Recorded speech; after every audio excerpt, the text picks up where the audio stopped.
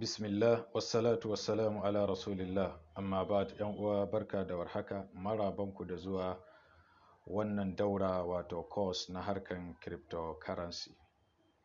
Wadda wannan course insha Allahu idan ka fahimce shi kana da wato ainihin tubali na shiga wannan harka. Wannan ita ce course namu a takaice na farko wadda ake so mutum ya sani gabanin ya shiga course namu na biyu, wadda za ka zamto wato trader da kanka baka bukatan signal daga wasu na shigan kasuwa ko fita.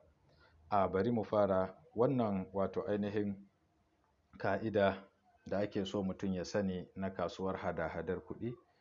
Sawa'un ya zama harkan cryptocurrency ne ko stock ne ko kuma wato harkan forex, duk dai ka'idar akan wannan yake zagayawa.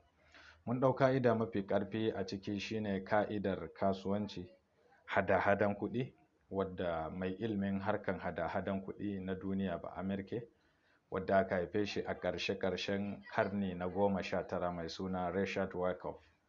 Shi Richard Wyckoff ya samu wato ainihin ƙwarewa a harkan kasuwar hada-hadan kuɗi tun yana ƙarami, har ma ya kafa kamfani nasa na kansa yana ɗan shekara 20 da wani abu. Babban dalili akan ilmin wannan Richard Wyckoff akan harkan kasuwar hada-hadar kuɗi shine wato littattafai da ya wallafa tun zamaninsa masu yawan gaske, wadda ake amfani da littattafan har wa yau. To ba tare da ɓata lokaci ba, kai sai za mu shiga cikin wannan wato ainihin darasin namu. Abinda wannan darasin ya kunsa shine wato ka san ka'idoji ko matakai yanda kasuwar hada-hadar kuɗi take jujjuyawa a kai, wadda in ka fahimci wannan shi zai taimake ka in ka shiga course namu na biyu na yadda ake wato ainihin financial analysis, yadda ake karanta candlestick, market structure da sauransu. To a nan za ka samu ginshiki na ilmin wadda zai taimake ka ka fahimci wancan. Nazarin Wyckoff akan kasuwar kuɗi wato Wyckoff analysis. Wyckoff analytics ya kunshi ababe masu muhimmanci da zai taimaka wa kowa a ilmin kasuwanci, domin shi kamar yadda muka faɗa masani ne na hada-hadar kuɗi, kuma ya gina wannan ilmi na caccanzawar yanayin kasuwa akan tubali na farko guda biyu. Na farko, lallai ne farashi baya maimaituwa, wato farashin kaya baya maimaituwa da salo guda ɗaya. Wato motsin farashin yanzu ba zai taɓa zama ɗaya da wanda suka gabata ba. Ka'ida na biyu da ya gina ilmin a kai, wato tun da farashin yanzu ya saɓa da na ɗazu, wato ba ɗaya suke ba, to muhimmancin shi zai bayyana ne idan mun alakanta shi da halin farashin da ya gabace shi. Kenan farashin jiya idan shi za mu duba, zai ba mu haske na ya farashin yau zai kasance.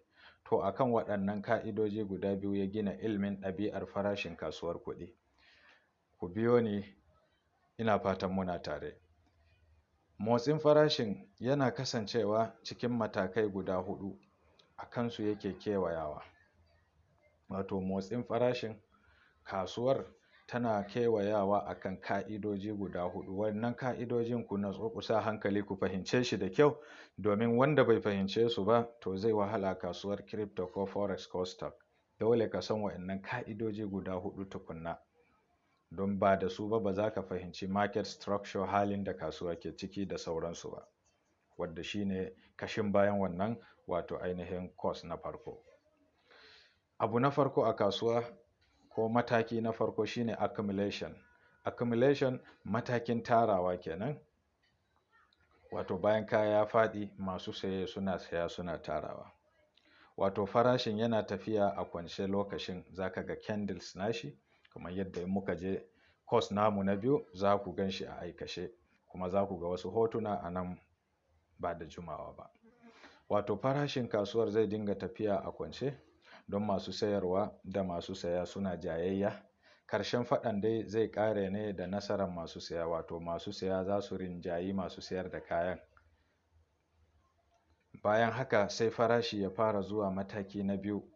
Mataki na biyu na farashi shine mark up, wato matakin haurawa. Farashi ya fara haurawa sama, yana tsada. Wannan matakin masu saya sun yi ƙarfi isasshe don motsa farashin zuwa sama. Kullum za ka ga farashin ya ƙetare gun saya, wato spot na wato ainihin layi na kasa kenan. Bayan ya yi kasa sai ya harba, wato in ya ƙetare layi na spot nashi sai kuma ya sake harbawa sama. Shi ke nuna alaman ba faɗuwa ba, zai tashi sama. Wato kamar yadda za ku ga a aikace a hoto nan ba da jimawa ba. Shi wannan mataki, wato idan ya yi kasa zai harba sama, sannan yana tafiya sama kasa har sai ya je mataki na uku. Wato matakin haurawan ba wai coin in ya tashi hawa zai hau direct ne har ya kai inda zai kai ba. Yana hawan yana ɗan yin baya kaɗan, ya yi down kaɗan, ya sake up.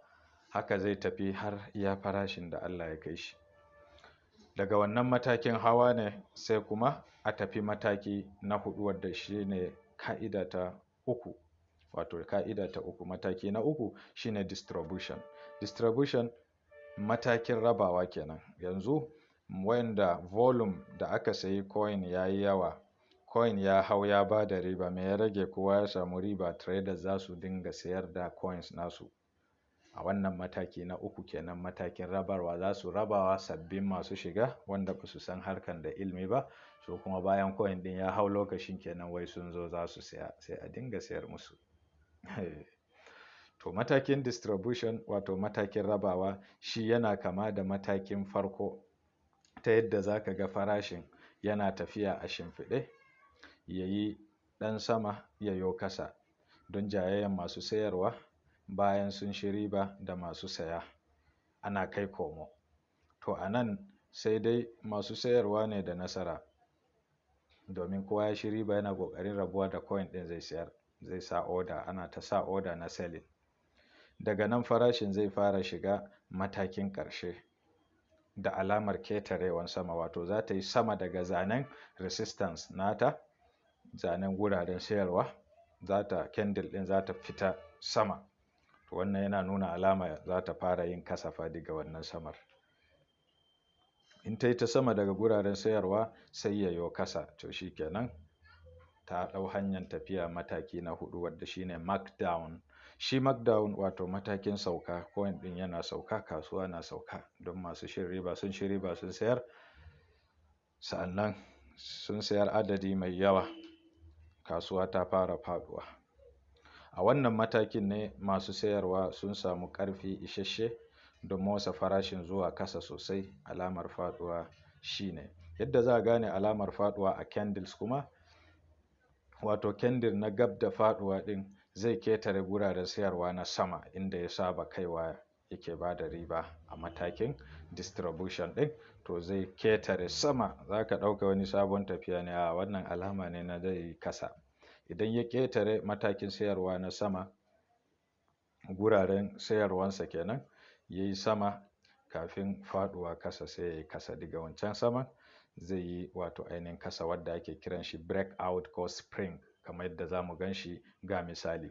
To a wannan misali ka sa hankali akan abubuwa, wato ainihin abubuwan da ya kunsa. A wannan misali bari in girmar da hoton yadda za ku fahimta.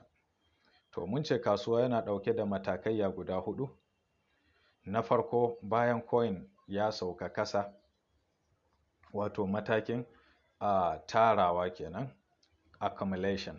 Bayan ya sauka za a shiga matakin tarawa. Za a ga kasuwar lokacin tana kwance, tana ɗan motsi kaɗan kaɗan, wannan ya ɗan saya, wannan ya ɗan saya, accumulation kenan, wadda shine a wannan matakin tarawa, accumulation. Kaga yadda kasuwar take tafiya, ta yo sama ta yo kasa. To zanen sama shine guraren sayarwa, zanen kasa shine guraren saya, wato zanen kasa shine wato support, zanen sama shine wato resistance. To a wannan zane guda biyu kaga yana ta tafiya, sai ya zo ya break out, ya yo kasa, spring kenan. Gashi na zana da wato jan launi a wurin inda candle din ya yo kasa, ya fita kaman zai ƙara wani faduwa ne. To wannan alama ne ke nuna ma za a shiga mataki na biyu, shine matakin haurawa sama, mark up.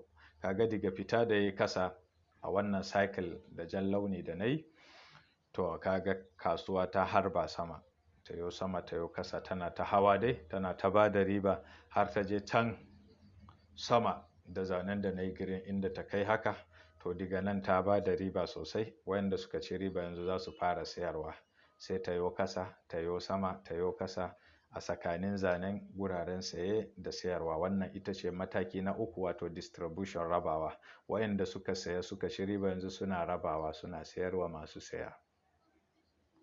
To a wannan matakin shi ma za ka iya trading a cikin matakin, amma tare da lura duk sanda ka ga daga ƙarshe candle ɗin ya zo ya haura zane na sama, wannan zane na sama na guraren sayarwa ya haura inda na sa jan wato zane na yi cycle nashi da jan wato launi, wato spring kenan, ketare sama. In ya ketare sama ya wuce guraren da ya saba ake sayarwa, to wannan matakin rabawa ya ƙare kenan, ƙarfin wato ainihin sayarwa ya ƙare. Za a shiga masu sayarwa sun yi rinjaye, sun rinjayi masu saya, yanzu kaya zai faɗi, za a shiga matakin wato ainihin kasa. A nan ne wasu ke ruɗuwa in ba su sani ba, suka ga ya ketare sama kuma su ɗauka wai kasuwa zai shiga ba da hawa.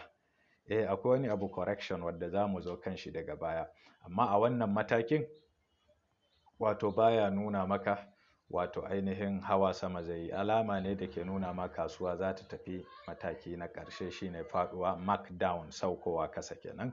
Ga shi nan nayi zanen launi, yayo sama yayo kasa yana ta sauka, wato ainihin har ta faɗi gaba ɗaya. In ta gama faɗuwa kuma sai a shiga matakin accumulation na farko wancan kenan, sannan a dawo markup, a koma distribution. To wannan halayya guda huɗu yadda kuka ga zanen shi misali haka, daga faɗuwa kasa, matakin tarawa, matakin haurawa, matakin rabarwa a sayar, matakin sake faɗuwa, to a kai ne kasuwar hada-hadar kuɗi na duniya gaba ɗaya ke gudana a kai. Wadda in baka fahimci wannan ba za ka san market structure in ka buɗe wato chart na trading naka na crypto ko forex. To amma idan ka fahimci wannan matakaiya guda huɗu a movement na zanen candle da ya gabata, da yake baka labarin abin da ya wuce na candle ɗin, wato za ka fahimci wani hali ake ciki yanzu. Ana halin faɗuwa ne, ko an gama ana halin tarawa, ko ana halin hawa ne, ko rabarwa, ko sauka. Duk wannan za ka fahimta da wannan ka'ida. Gane wani hali kasuwar take ciki yana da wuya hatta ga manyan kamfanoni da masana ma, don yana son sa kula. Ba wai ba a ganewa ba, za ka gane halin da kasuwa ke ciki, amma yana son sa kula da nazari sosai kafin ka gane shi halin da kasuwa take ciki na candle naka a frame na 4 hours ko 1 day da sauransu, kamar yadda zai zo a aikace. Wannan ita ce darasi na farko, fatan za ku fahimce shi da kyau. Wa'annan wato halayya guda huɗu da kasuwa ke zagayawa a kansa, wadda in ka ga da ido kawai ka san wani mataki ake, wadda candle yake nuna maka abin da ya gabata. To da wannan shine wato ainihin darasi na farko na wannan daura. Sai mun haɗu a darasi na biyu, wadda za mu shiga wato dokoki, ginshikai na harkan kasuwar. To muna so ku fahimci wannan na farko sosai da sosai, da fatan Allah ya taimake mu. Sai na ji tambayoyinku. Wassalamu alaikum.